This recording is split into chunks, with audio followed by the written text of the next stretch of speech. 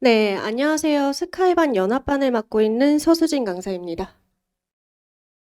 일단 어머님들이 궁금하실 것 같아서 고2 시험 어떻게 준비해야 되는지 간략하게 이야기 드리려고 해요. 일단 첫 번째, 강남 내신 문항들 많이 풀어보셨을 거잖아요.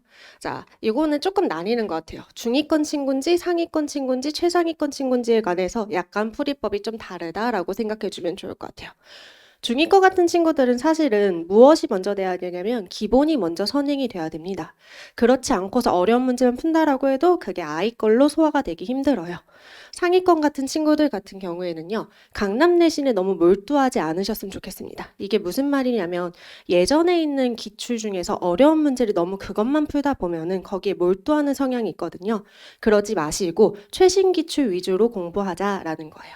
최상위권 친구들은 근데 조금 다르죠. 최상위권 친구들은 모든 문항을 다 맞는 게 중요한 거기 때문에 상황에 따라서 어떤 문제가 나올지 모르니 문제 걸러서 푸는 습관 들이지 마시고 모든 거 다 풀면서 훈련해야 된다라고 생각합니다. 두 번째는 모의고사 기출에 대한 이야기를 조금 해보려고 해요. 모의고사 진짜 많이 나오는데 일단은 이거는 학교에 상관없이 교육청 평가원 수능 같은 경우는 필수로 공부하셔야 됩니다. 단 사관학교랑 경찰학교 같은 경우는요. 프린트가 나온다라고 하면 거기에 있는 문항들 위주로 공부하는 게 좋습니다. 고2 모의고사랑 고3 모의고사 이렇게 다르게 나오는데요. 고2 모의고사 같은 경우에는 3월 같은 경우에는 고등학교 1학년 내용이 나오죠. 그래서 저희가 그렇게 집중적으로 봐야 될 건 아니고 고2 모의고사는 최신 3개년 정도만 보는 게 좋습니다. 그리고 고3 모의고사는 최소 5개년, 될 수 있으면 많이 보는 것이 추천드리는 방향입니다. 그 다음에 EBS에 대한 대비를 조금 이야기해 보려고 해요. 수능 특강, 수능 완성 많이들 들어보셨잖아요. 자, 요 책에 관해서 이야기를 해보려고 하는데 수능 특강 같은 경우는 실제로 프린트에서 굉장히 많이 나옵니다.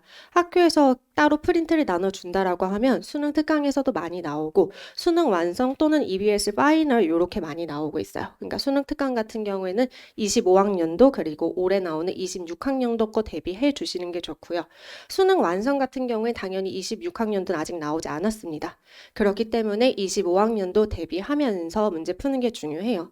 하지만 문제는 푼다는 게 중요한 게 아니죠. 내가 이거를 풀었는데 변형이 된 문제가 나오는 거기 때문에 아이가 변형이 된 문제 또한 공부를 할 수 있는 것을 만들어주는 게 좋습니다. 네, 이제 간단하게 정리해 보자면 고2, 고3, 모의고사랑 평가원 요거 다 공부하시고 EBS 같은 경우도 많이 나오는 교재이니까 이것 또한 같이 봐두는 게 좋다라고 간략하게 정리할 수 있을 것 같아요. 그래서 궁금해하시는 게 또 이거예요. 기아와 확통 내신 대비 어떻게 하면 좋을까라는 거죠. 일단 기아 같은 경우에는 크게 걱정 안 하셔도 된다라고 항상 이야기 드려요. 일단 절대평가이고 그래서 기본 문제 유형으로 나오게 됩니다.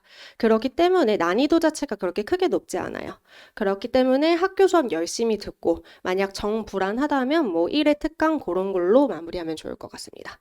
확통 같은 경우에 상대평가죠. 그래서 요거는 조금 어렵게 나올 수 있어요. 그래서 유형별로 어떻게 풀이법 나오는지 유형별 학습 중요하고요. 모의고사 수특, 수완 또한 정복하시는 게 맞습니다. 자, 정규반 선택의 기준에 대해서 조금 이야기 드리려고 해요. 일단 고등학교 1학년 시험 한번 봐봤잖아요. 근데 아이한테 어떤 게 맞는지가 중요한 것 같아요. 우리 아이한테는 아직 조금 부족한 부분이 있는데 그거를 무시하고 아, 나는 어려운 문제, 그냥 4점짜리 킬러 문제만 푸는 게 좋은가라고 했을 때는 그거에 대한 생각을 다시 한번 해주셨으면 좋겠다라고 이야기를 합니다. 일단은 학생들 간의 편차가 되게 심해요. 특히 수원, 수투에 관해서는 학생들마다 잘하는 단원, 그리고서 잘하는 거 다르기 때문에 그것을 잘 판단하는 게 중요하고요. 두 번째가 오답과 복습을 철저하게 하는 게 중요하다라고 이야기 드립니다. 이유는 간단해요. 어머님들, 그 시험을 딱 봤는데 우리 아이가 실수로 틀렸거나 아니면 아는 문제를 틀려왔을 때가 가장 속상하지 않으셨을까요? 네. 내가 모르는 문제를 틀렸대. 그럼 아, 그래. 너가 아직 조금 부족했구나라고 하고 넘길 수는 있어요. 근데 한 문제 틀렸는데 그 문제가 실수였어. 심지어 그게 등급을 갈랐을 때 그때가 가장 속상한 포인트라고 저는 생각이 듭니다. 그렇기 때문에 그 부분을 반드시 줄여야지 2학년 때는 더 나은 성적을 만들어 나갈 수 있다라고 생각을 드리고요. 그러고서 요거예요. 학생 풀이랑 선생님이 알려주는 풀이가 다를 수가 있습니다. 선생님들은 최대한 간략하게 그리고서 효율적인 풀이를 알려주려고 하세요. 근데 학생들이 그거를 따라올 수 있는지 그리고 실제로 학생들이 그걸로 풀면서 공부를 하고 있는지를 반드시 체크해 나가야 돼요. 그래야지 선생님은 요렇게 풀어줬는데 학생들이 고집 부려서 아 다른 풀이로 계속 풀었어. 그럼 절대적으로 시간을 줄여나갈 수가 없겠죠. 시험에서 중요한 거는 내가 풀 수 있는 것도 중요하지만 내가 시간 안에 정확하게 풀 수 있는 것도 굉장히 중요한 능력 중 하나입니다. 그렇기 때문에 그런 부분 또한 체크를 해야 됩니다. 자, 그래서 클리닉을 통해서 그런 거 체크하는지 반드시 체크하시는 게 좋고요. 클리닉 시간 요렇게 확인해 보시면 좋을 것 같습니다. 자, 바쁘실 테니까 제 수업 간단하게만 설명드리려고 해요. 제 수업의 모토는 딱 하나예요. 아는 거 다 맞추자. 아는 것을 다 맞춘 다음에 우리 상위권으로 넘어가자가 제 수업의 모토입니다. 자, 기본기가 비어있는 친구들이 분명히 있을 거예요. 그럼 어머님들 어떤 걱정부터 하시죠? 우리 아이 찬찬히 흘러가 보니 중학교 때 기본부터 비어 있는 것 같다. 이런 생각하실 건데 그럼 정말 중학교 때 것까지 다시 공부하시진 않을 거잖아요. 그쵸? 자, 문제 풀면서 필요한 기본적인 거는요. 제가 다 정리를 해줄 거고요. 그러고서 그거 이상의 심화 개념 또한 같이 선행해 나가도록 할 겁니다. 그리고 시간 관리와 그러고서 문제를 어떻게 하면 효율적으로 풀어 나가는지 그리고 실제로 아이가 이거를 시험에서 쓸 수 있는지가 더 중요한 포인트죠. 실제로 쓸 수 있는지 그러고서 그거를 쓸 수 있게끔 만들어 낼 거다라고 약속을 드리려고 합니다. 클리닉 같은 경우에는 저뿐만이 아니라 메이저 의대 조교 선생님들과 같이 해요. 총 6분이 계시고요. 인서울, 고대, 이대, 그리고서 카톨릭 요렇게 기타 등등의 의대 선생님들과 같이 하고 있습니다. 자, 클리닉 시간은 수업 전후 한 타임 이상은 꼭 필수로 참여하게 하고 있고요. 토요일 같은 경우에는 주 2회로 요렇게 주 2부로 요렇게 진행을 하고 있어요. 무슨 말이냐면 4시부터 7시가 1부고요.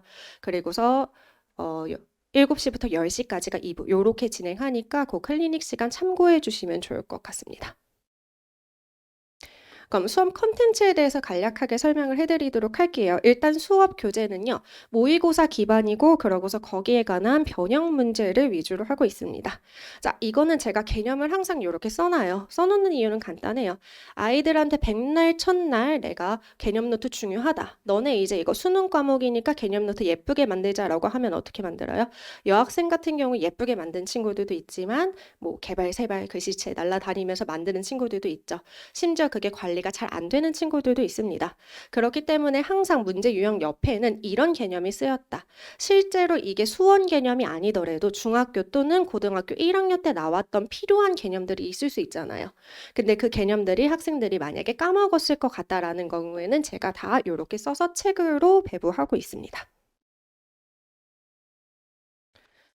자, 그리고서 요거예요. 백트랙이라고 해가지고 요건 뭐냐면 복습 교재라고 생각하면 좋을 것 같아요.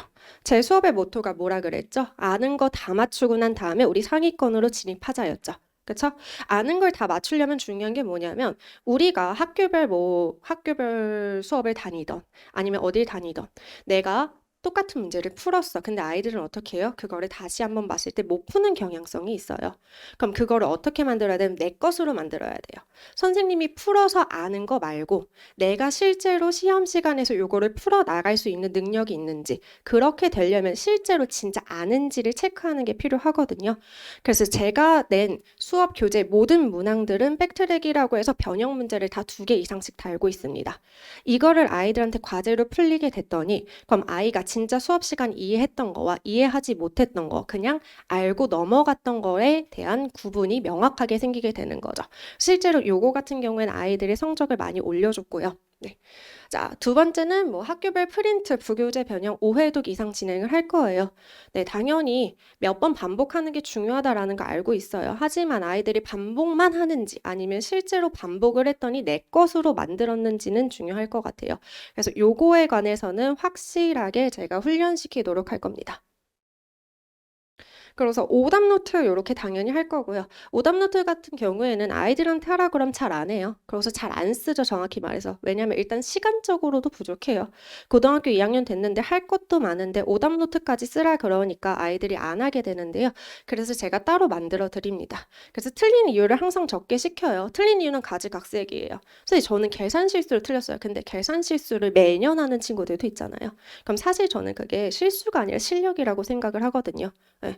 그렇기 때문에 그거를 고쳐나가야지 자기가 아, 내가 진짜 계산을 많이 실수하는구나. 그건 자기가 아는 수밖에 없어요.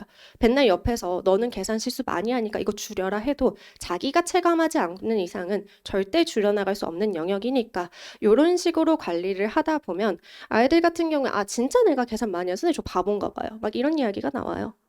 그럼 그렇게 했을 때 아, 내가 이거 이제 실수하지 말고 집중해서 문제 풀자라는 성과를 보이게 됩니다. 자, 그러고서 마지막으로는요, EBS 원본과 변형 요렇게 제공하고 있습니다. 테스트 같은 경우에는 일단은 3월 7일부터 4월 7일 한 달 동안은요, 빅킬러 문항으로 볼 거예요. 딱 30분 볼 거예요. 이게 16문제 30분인데 이게 어떤 기준이냐면요. 실제로 시험지를 봤을 때 모든 문항들이 다 어려울 수는 없어요. 근데 이 16문항조차 못 맞고 틀려서 등급이 못 나오는 친구들도 있고 이 16문항을 다 맞았는데 다른 거 추가적으로 더 맞아가지고 등급 잘 나오는 친구들도 있어요.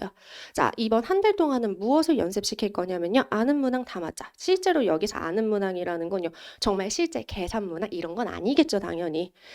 진짜 정말 킬러 문제가 아니라 이 정도 수준까지는 다 맞으면 안정적으로 3등급, 2등급은 확보할 수 있다. 요거를 훈련시키려고 합니다. 이게 돼야지만, 이게 선행이 돼야지만 아이들이 기본기가 탄탄해지고 그 이후에 아이가 심화 개념에 나갔을 때 그거를 받아들일 수 있는 힘이 생겨요. 네. 자, 백날 첫날 내가 어려운 문제는 풀었는데 아이한테 소화가 안 되면은요. 사실 그거는 아이한테 맞지 않는 수업이라고 생각이 들어요. 그래서 이번 동안은 비킬러 문항 다 맞자. 그 이후에 자, 11일 이후부터 중간고사까지 이제 우리 기본기를 탄탄하게 했으니 여기서 이제 다 맞춰 나갔으니까 더 높은 난이도 있는 문제를 맞춰 나가면서 너가 얼만큼 성장했는지 확인하자. 요렇게 테스트는 구성을 짰어요. 자, 모의고사 리뷰 테스트 딱 30분 볼 겁니다. 16문항이니까 30분이 당연히 적당하겠죠. 사실 아이들한테는 시간이 조금 쫓길 수 있는 시간입니다. 하지만 어쩔 수 없어요. 시험 시간과 같은 환경을 만들려고 이렇게 제작을 했고요. 홀수차는 조금 쉽고 짝수차는 조금 어렵게 했어요. 근데 요거에서만 끝나면 사실 의미가 없겠죠. 아이들이 틀린 거 제가 풀어준 거 다시 풀어봤으면 아, 알겠다 하고 넘기는 친구가 있어요. 근데 그거 다시 한번 내가 진짜 아는지 확인하려면 뭐 해야 돼요? 비슷한 유형, 그리고 실제로 시험에서 나왔던 거, 그거 다시 한번 풀어봤을 때 맞는지가 중요하겠죠.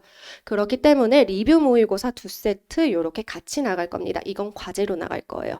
그렇게 해서 채점하고, 채점은 당연히 다 조교님들이 합니다. 네, 채점해 온다. 채점을 하면은 아, 이 아이가 진짜 다 맞았구나. 아니면 요거는 아직 조금 힘들구나. 그럼 그거 다시 풀리고 그 요형 다시 공부시키고 요런 식으로 공부시키고 있습니다. 자, 수업 관리는 이거예요. 과제 같은 경우는 앞에서 말했듯이 일단은 아이들이 내가 한 번 본 문제에 한해서는 진짜 다 맞출 수 있도록 하는 게 저의 목표고요. 그렇기 때문에 자료 컨텐츠는 이렇게 나갑니다. 자, EBS 같은 경우에는 그냥 EBS 문항뿐만이 아니라 변형 자료 다 같이 만들고 있거든요. 네, 그래서 그거 같이 나갈 예정입니다. 자, 피드백 문자 보시면 좋을 것 같아요. 자, 이제 고등학교 2학년쯤 됐잖아요. 그럼 엄마가 일일이 너 과제 했냐? 과제 안 했다고 학원에서 연락 왔다. 이런 문자 받으시면 어머님들도 기분 나쁘시고 학생들도 별로일 거예요. 그러니까 애들하고 싸우지 말라고 제가 다 적어 드릴 겁니다. 몇 문제 냈는데 몇 문장 풀었더라. 그러고서 그거 정답률이 얼만큼 된더라. 그거 확인하시면서 아, 이 단원에서는 우리 아이가 조금 부족하구나. 아, 선생님 요거 부족한데 뭐 해주시면 좋을 것 같아요. 다 적어놨습니다. 이 피드백 같은 경우에는 당연히 학생별 개별적으로 나갈 공통 문자 아니에요. 네, 그래서 어떤 학생은 이 단원 잘 이해하고 있는데 어떤 거를 잘 못한다. 그런 세부적인 것들 제가 다 적어 드리니까요. 그거 확인해 가면서 아, 이 부분 보완하면 되겠구나라고 생각해 주시면 좋을 것 같습니다. 여기 보이시는 거는 자, 학생 점수랑 반평균 최고점 이렇게 나타내는 거예요. 네, 이제 고등학교 2학년이 됐잖아요. 그렇게 되면은 이제 아이들이 많은 걱정을 하죠. 1학년 때부터 성적을 많이 올려야 되는데, 이제 수능 과목 해야 되는데, 그럼 일단 저는 그거라고 생각해요. 기본은 그거예요. 기본기가 탄탄하지 않고서는 절대 상위권으로 올라갈 수 없습니다. 기본기 탄탄하게 잘 채워 나가면서 상위권을 도전하고, 그러야지 우리 아이들이 확실히 안정적으로 대학을 갈 수 있다라고 생각합니다. 네, 그럼 여기까지 하겠습니다. 감사합니다.